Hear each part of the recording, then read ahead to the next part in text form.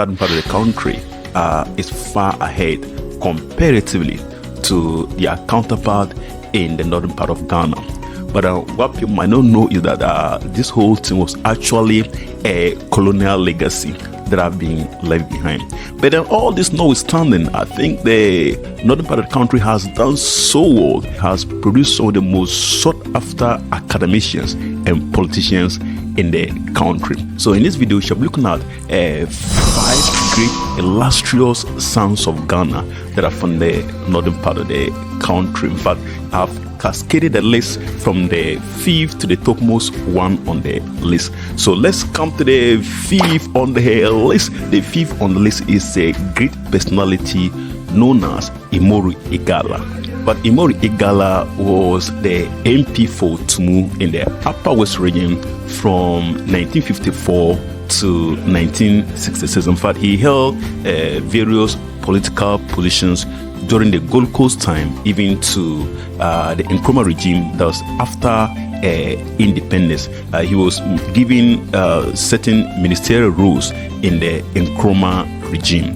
But he was the foreign minister of Ghana from 1960 to 1961. Then there was a shift in ministerial portfolios. Then he was made Minister of Industry from 1965 to 1966. That's when Nkrumah's government was toppled. So now let's get down to the 4th on the list. The 4th on the list is another important personality, and that person is actually a female known as Susan Alansa. But Susan Alansa was part of the group that fought for emancipation. And in the 1960s, when there was that push for the People Representation Bill in Parliament, she was among the 10 women that were elected unopposed to Parliament. And then, interestingly, it might surprise you to know that she was the first woman not only in Ghana but in Africa to hold a cabinet ministerial portfolio. And then in Ghana, she became the first woman to become a minister. That's quite an enviable achievement for Susan Alansa. Then coming third on the list is another important personality known as Simon Diedon Dombo. But he was a politician, an educationist, and then a chief. But he was the MP for the then Jirapa Lambusie district from 1969 to 1972. Then during the Bourgeois regime, in fact, during the Bourgeois regime, Ghana was modeled after the democracy of Britain.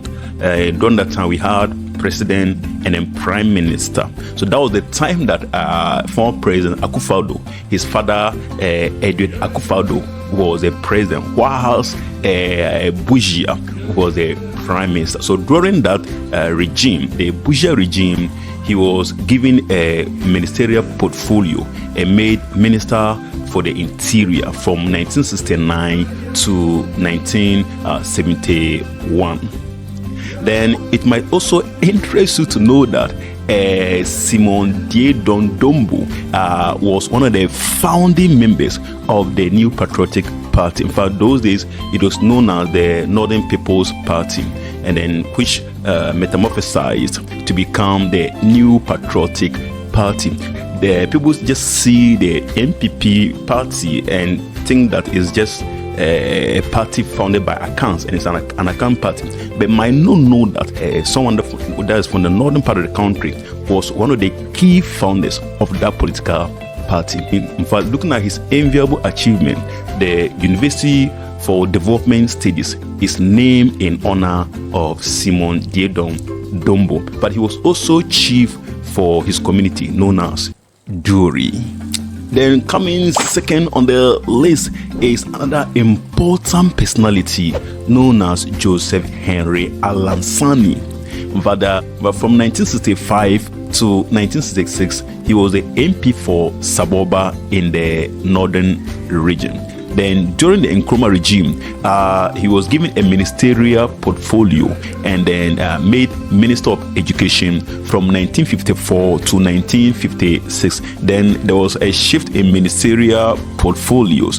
Then he was subsequently made Minister of Health from 1956 to 1959. In fact, it was part of the Nkrumah's cabinet.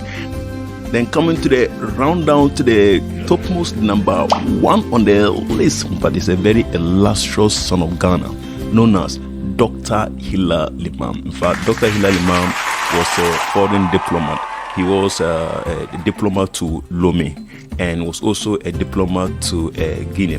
Then later on, but he became the 8th president of the republic.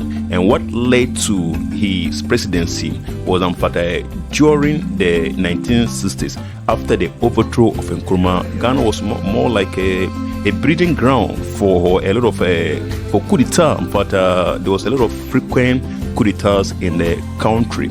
Then until the late 1970s, when another important personality known as J.J. Rawlings, he picked up his guns with his boys.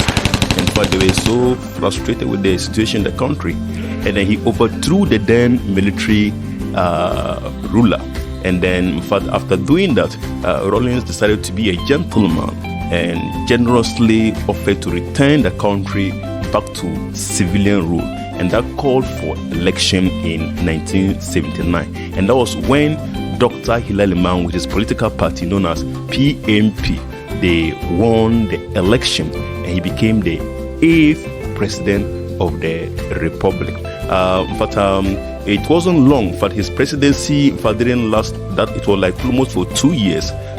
Then from 1979 to 1981 again, Rawlings didn't seem to be satisfied with the situation, and he decided to come with his boys once again with guns. And that was when Dr. Hilla Limann, unfortunately, was again was overthrown.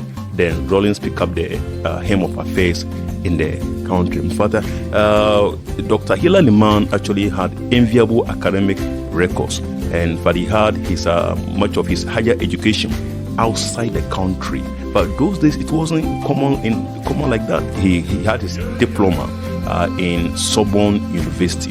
Then he also had his bachelor's degree in economics in the University of London. And subsequently, he had his PhD in the University of Paris. In fact, that was quite an enviable academic records, because during those days, it wasn't common to find people with degrees and even talk about PhDs. This was the academic accolades, the academic achievement that he was able to gather.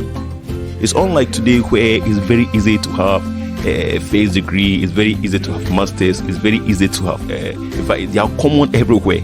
It wasn't so during that time. Dr. Hilla Limann hailed from the Upper West region, from a community known as Golu, which is a Sisala community. So guys, this is a rundown to the 5 illustrious sons of Ghana that are from the northern part of the country. In fact, we're coming with a part 2 version of this. So that is why you need to follow the channel, so that you don't miss out on the part 2 version of this video.